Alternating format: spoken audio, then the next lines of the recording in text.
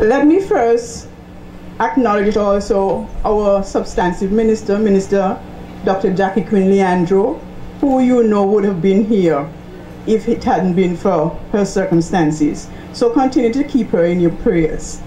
Now, we at the Ministry of Education, Gender, Sports, and Youth Affairs see it as our duty and our challenge to educate the masses of Antigua and Barbuda. But listening today, I wonder if we're really in the 13th year of the 21st century. Because internationally you hear a young girl being shut down because she dared to stand up for girls being educated. Or we hear of, in broad daylight, of a bus, of a young woman, aspiring doctor, being raped to death. Or we hear, here in Antigua, of, in broad daylight, a woman being, as I said, assassinated, and many other violent acts being perpetrated on our women in Antigua. And we wonder whether or not that we are really reaching in the 21st century. Our persons are hearing that women should be treated with dignity. And so let me, at this point, because when we're having a celebration of women, International Women, it should not be just confined to a few streetful of persons. Let me advocate, because the Senate, the President of the Senate is a woman. Our Governor General is a woman. Our Speaker of the House is also a woman. So let us advocate women for this day be made a national holiday, so that we can have all women from all classes of society, not just on the street, at Sir Vivian Richards Stadium, that everybody can take part in the celebrations.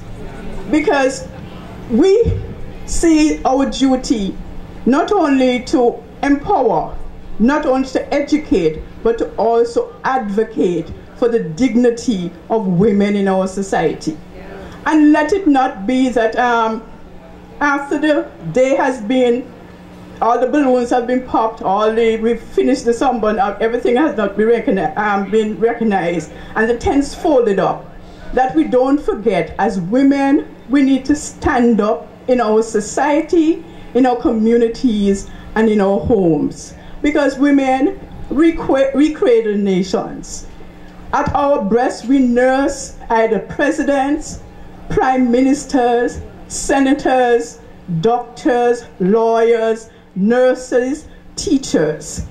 Because it's in our home we produce those kind of persons. And also, sadly, we produce the pedophile. We produce the rapist. So you see where our work must start.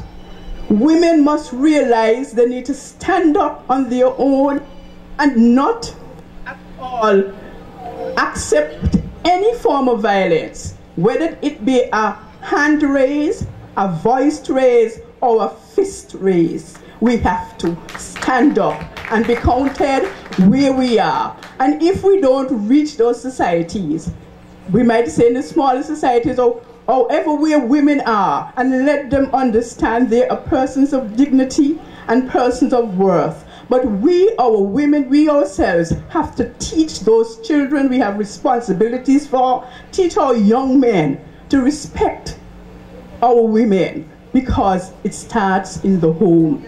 And the responsibility has to be the women.